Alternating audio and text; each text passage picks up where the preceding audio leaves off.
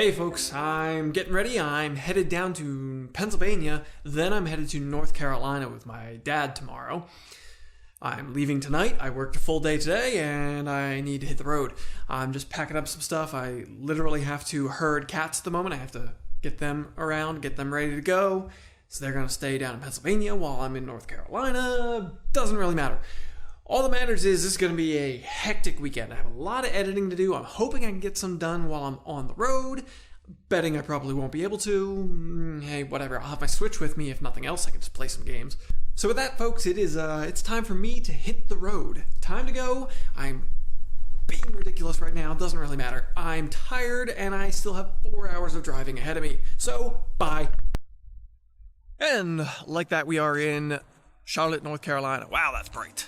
Always finding the bright spots. Anyway, we're actually in the suburb outside of Charlotte, North Carolina at my sister's house, but, hey, we got here. It was a simple trip.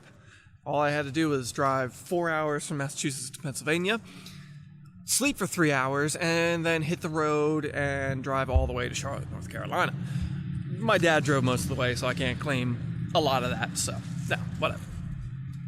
Last year, what I do for a living, in case anybody wasn't aware, is I build cars. So, last year, I worked on one for my brother-in-law who lives here in North Carolina. He has a 1972 C10 Chevy pickup truck with a 6-liter LS engine in it. Well, actually, technically an LQ4, but that doesn't matter. But, yeah, I wired that up. I got the details done on that. He and my dad helped out with it, of course. We lowered it down pretty good. He's got it set up here in the shop, so I thought maybe I'd give you guys a quick walk around of it. It's a patina beauty, so it's definitely not a show car, but it's a pretty nice one, and it's got a serious amount of power for what it is.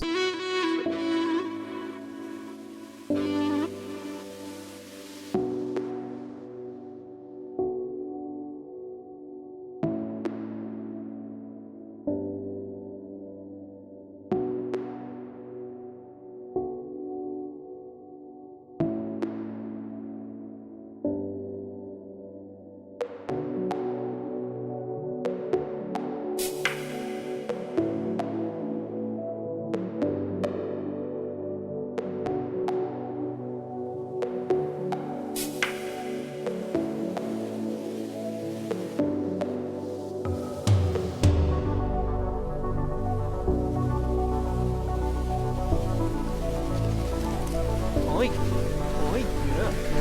You're crazy. I know. Alright, let's go ahead, kids.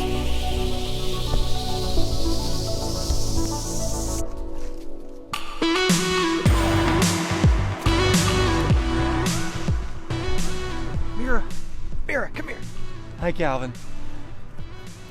I'm out here hanging out with my sister's dogs. This is Calvin. Come here, buddy. Hey, come here. This is Calvin. He's skittish, but he's a good boy. Yeah. He's the older of these two. Mira.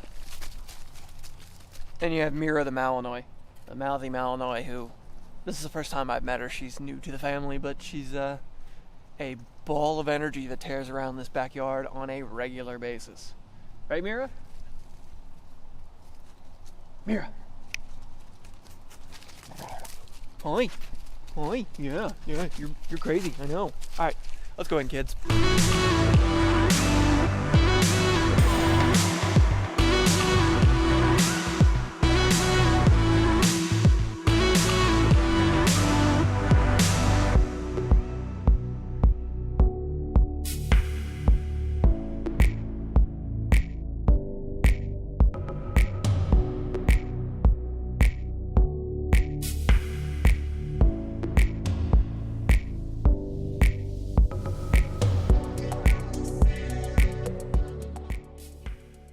Alright, so I'm back in Massachusetts now.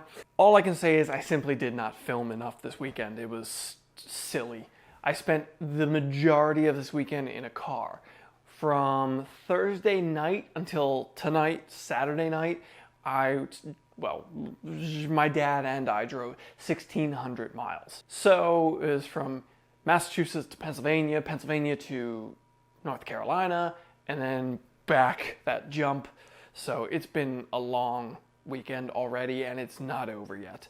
But I figured, to fill this out a little bit, I'll show you something that I picked up recently. I got a new light for in use in my office studio where I film my Let's Plays and tech-related stuff.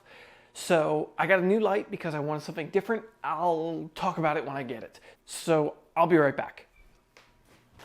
Here it is. This right here is a Falcon Eyes light mat. So my office studio is really congested. It's clogged up with stuff. Computer, TV, different consoles, all kinds of stuff in there. With that, I don't have a lot of space for lighting. I use these really cheap, awful lights that I got off Amazon that I don't even know if they're newer ones. They're Best Light is what the box says. They are awful. They're terrible. The color on them is terrible. The battery life is terrible. Just nothing about them is good. So they need to go. What I got is this right here, the Best Light 18-inch version light mat. Now, this is a cheaper version of a light mat from the really expensive ones that are out there, and it lacks some of the benefits that those ones have, but for me, it's going to work out really well. So this thing comes in this little tube here. It comes with a carry bag. It came in this big ridiculous box that I'm using as a table at the moment. My cats are loving that, but it was really kind of a waste of packaging. I don't quite understand that. But anyway, you get this light mat here. Unfurl this thing a little bit, and that's the light mat. So really slim, really compact package. I'm going to be able to mount this to the wall, put it on a light stand, and have just a lot less space taken up by my lighting system than I currently have with like 3 different lights I have going on. It comes with the little power module here that plugs into the wall, so it is 110 volt. You can run a V-mount setup on here for battery power. I'm going to run it off the plug-in setup, the 110 volt. I don't need V-mount battery setup, but I could run that later if I'm going on shoots on location or whatever. Variable brightness, on-off switch, really straightforward and simple. So I got this thing plugged in over here. The dimmer setup's all plugged in, ready to go. Here's the light. It comes with the kit that I got anyway, comes with a soft box. It's got a mount, so you can mount it onto a stand, you can mount it to the wall. As you can see, it does not hold its shape very well, and that's kind of, well, that kind of sucks, but hey, whatever. It's a cheaper light mat on the market. You know, the nicer, fancier ones, you can shape them however you want, and they're gonna hold that shape. This one, you kind of need to create the shape via some other means. That's really not a big deal to me. That was not a reason I bought it. I just want it for a flat light. Now I've got this thing on. You can see me lighting up the wall right behind myself. This is minimum brightness. This thing puts out some serious light. I'd say this is easily putting out a little bit more light than the tiny little LED light that I was complaining about a moment ago, that I have on a stand right beside the camera. So pretty impressive overall. This is nice. I'm liking it, but that's not even showing you anything because that's minimum brightness on this thing. Let's turn this thing up. We are now at full brightness, and as you can see, my wall is now massively overexposed because this light is bright.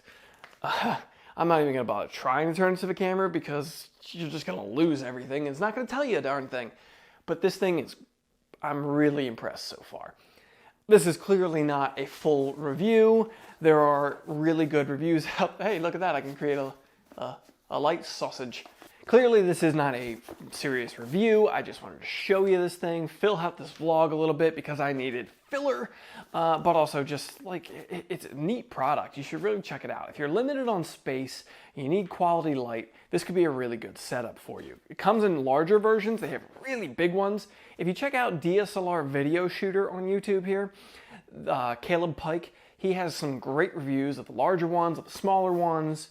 He has some really good information about these, covers it a lot more in depth than I'm even going to consider going into because he did such a great job with it. Why would I possibly go farther? I'm all about reviewing things that other people have reviewed if I feel I have some bit of useful information about them, maybe a different perspective. Some people seem to ramble on too much or whatever. He nails it. There's no reason for me to go any further with it. All right, folks, with that, it is late. I am tired. I have driven far too much this weekend. I promise the next vlog will have a little bit more going on in it than this one did, but Thanks for coming around, folks. See ya. So, now I am you lost me in exposure here with the auto. Yeah, anyway. So, heater won't turn off. So loud, and that's actually really quiet right now. And this microphone picks up all kinds of noise. Shut